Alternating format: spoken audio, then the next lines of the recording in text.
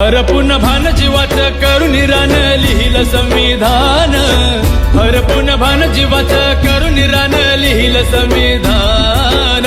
2 वर्ष 11 महिने 18 दिवस किती सोसल अभिमान।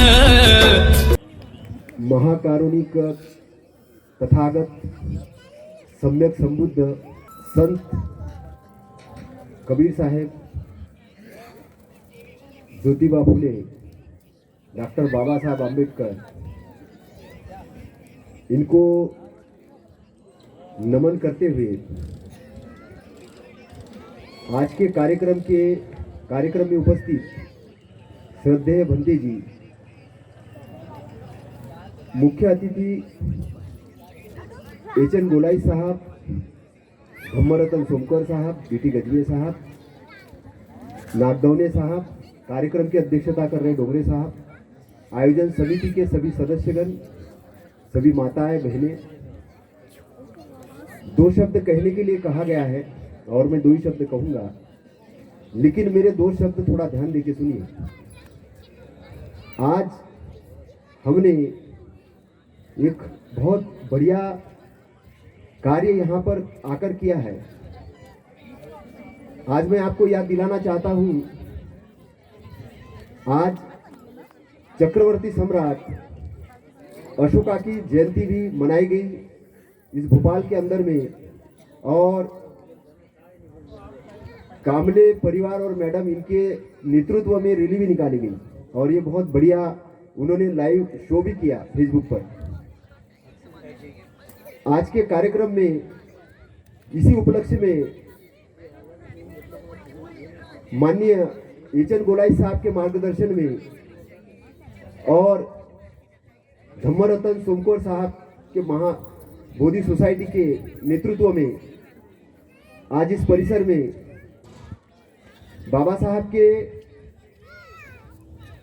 मूर्ति का अनावरण हुआ और बहुत बढ़िया कार्य इस क्षेत्र के लिए हुआ, क्योंकि यहाँ पर एक विहार भी बनने जा रहा है और मैं अपनी तरफ से घोषणा करता हूँ, यहाँ बढ़िया विहार बनेगा तो मैं लाइब्रेरी के लिए किताबें दान दूंगा। साथियों, हम लोग जिस दौर से आज गुजर रहे हैं वो दौर बहुत महत्वपूर्ण परिवर्तन का दौर है और महाकारुणिक तथागत गौतम बुद्ध और बाबा साहब, इनके मूर्तियों को पूजन करने से कुछ नहीं होगा। अगर आप समझते हो कि आपने मूर्तियों का पूजन किया था, आपने बड़ा महान कार्य किया और बाबा साहब को और तथागत को खुश किया, तो ये आपकी सबसे बड़ी गलतफहमी होगी। हमको सबसे पहले समझना होगा महाकारुणिक तथागत गौतम बुद्ध, इनके विचार क्या है, बाबा साहब के विचार क्या है, फूले ने किस प्रकार से काम किया और सम्राट अशोक का शासन कितना बड़ा शासन था। आपको स्टडी करना होगा। 31% जीडीपी थी सम्राट अशोक के समय में और आज 7% है। रोजगार की समस्या है और हमारे जो आंदोलन चल रहे हैं, हमारे आंदोलन वैचारिक आंदोलन, राजनीतिक आंदोलन चल रहे हैं और धार्मिक आंदोलन चल रहे हैं। इकोनॉमिक आंदोलन में हम लोग पिछड़े हुए हैं। हम केवल मजदूर बने हुए हैं या नौकर बने हुए हैं। हमको व्यापार के क्षेत्र में आगे जाना होगा। हमारी संख्या बहुत बड़ी है, 90 लाख करोड़ का टर्नओवर होता है प्रति साल एफएमसीजी में, लेकिन वहां पर हमारी भागीदारी नहीं के बराबर है। हम लोग केवल कंज्यूमर बने हुए, ग्राहक बने हुए 30 दिन तक काम करते हैं और उसके बाद में जाके मार्केट में पैसा लुटा के आते हैं। हमारे बीच में जो बैठे हुए माननीय एचएन गोलाई साहब बहुत अच्छा सिस्टम जानते हैं और मैं उनको बाबा साहब का एक अनुयायी मानता हूँ। पानी के सिस्टम के बारे में वो जो बताते हैं कि पानी का हार्वेस्टिंग सिस्टम लगाना है चाहिए, वैसा ही हमें पैसों का भी एक सिस्टम लगाना चाहिए। हमारे घर से पैसा जाए लेकिन घर के अंदर पैसा भी वापिस आए। हमको इकोनॉमिक लेवल पे बड़े पैमाने पे काम करना होगा।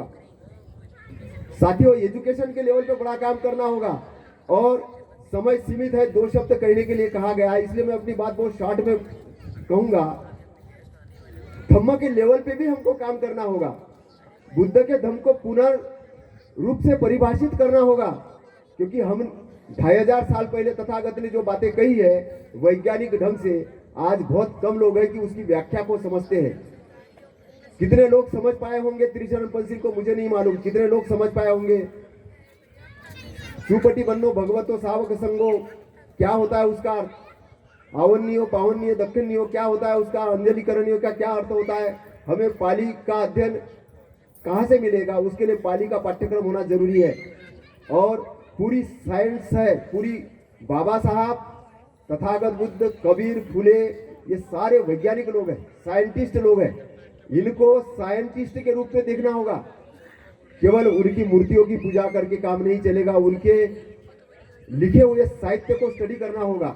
मैंने त्रिपिटक पढ़ा है, मैंने फुले को पढ़ा है, कबीर साहब को पढ़ा है, मैंने बुद्धा को पढ़ा है, मैंने सोशल साइंस को पढ़ा है, हिस्ट्री को पढ़ा है, इकोनॉमिक को पढ़ा है, लॉ को किया है।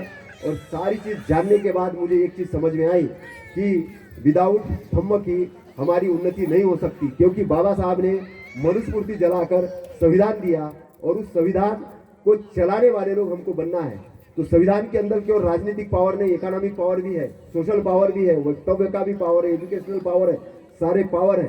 तो हमको उन पावरों का उपयोग करना होगा हमारे लिए, हमारे समाज के उन्नति के लिए। तो मैं आपको एक नारा देता हूं कि आप अपने व्यवसाय को खड़ा करिए, आप धनवान बनिए। आपको गलत थ्योरी सिखाई गई है कि अमीर बनना बेकार बात है, नहीं, अमीर बनना सबसे अच्छी बात है। अनाथ पिंडक बहुत बड़े अमीर थे, मंत्री थे, लेकिन वो बहुत बड़े दानी थे। अमीर बनकर दानी बनना है, अमीर बनकर दानी बनना है और अपने समाज के व्यापार खड़े करने के लिए काम करना है। क्योंकि आपको बाबा साहब ने सम्राट बनाने के लिए काम किया है, भिकमंगा बनाने के लिए नहीं, ध्यान रखना। शासन करती जमात, बाबा साहब ने कहा शासन करती जमात बनो और अपने दीवारों पे लिखो। बाबा साहब जब अपने बच्चे से बात करते थे, राजरत्न से बोलते थे कि तुम बड़ा होके ऐसे बनोगे वैसे बनोगे। हमको अपने घर से अपनी सारी चीजें चेंज करनी होगी। हमारे दिमाग के अंदर जो प्रोग्रामिंग भरे हुए हैं उस प्रोग्राम को अच्छे प्रोग्राम में ये करना होगा। हम इस देश की शासनकर्ता जमात है, हमारा साहित्य इतिहास बहुत जबरदस्त है और हमको पूरे संसद से लेके चारों तरफ जाके नेतृत्व करना है, धार्मिक क्षेत्र में नेतृत्व करना है, व्यापारिक क्षेत्र में नेतृत्व करना है और हमको लीडरशिप प्रदान करनी है। तो डेवलपिंग लीडर के लिए हम काम करेंगे। और जो टीचर है, जो समाज के अंदर जो बताते हैं कि हम समाज के लिए ये करेंगे और हम समाज को मुक्ति दिलाएंगे, ऐसे दिलाने की जरूरत नहीं है। तथागत कहते हुए मार्गदाता हूँ, मोक्षदाता नहीं। आपके अंदर, सबके अंदर क्वालिटी है, हमको सबके अंदर से क्वालिटी बाहर निकालना है, सबको ताकतवर बनाना है। और ताकतवर बना के जो एक नारा है, शिक्षित बनो। शिक्षित बनो मतलब एजुकेटेड हो, संगठित हो और आंदोलित हो। संघर्ष करो वाला नारा नहीं, आंदोलित हो। एजिटेटेड है आंदोलित होना, सब लोग आंदोलित हो पॉजिटिव अचीवमेंट के लिए। तो साथियों, मैं मेरे शब्द यही समाप्त करना चाहूँगा, लेकिन मैं जाते जाते इतना जरूर कहूँगा कि माँ सावित्रीबाई फुले का भी हमारे जीवन में बहुत बड़ा योगदान है, रमाबाई का भी बड़ा योगदान है और महिलाओं का भी प्रतिनिधित्व स्टेज पर आना चाहिए। हमारे अंदर में अच्छी अच्छी महिला वक्ता है, उनको भी प्राधान्यता मिलनी चाहिए, बच्चों को भी प्राधान्यता मिलनी चाहिए। और आगे जाके आप जब कार्यक्रम डिजाइन करेंगे तो हमसे जरूर संपर्क करेंगे। इतना कहते हुए मैं अपने 2 शब्द समाप्त करता हूँ। नमो बुद्धाय, नमो धम्माय, नमो संघाय।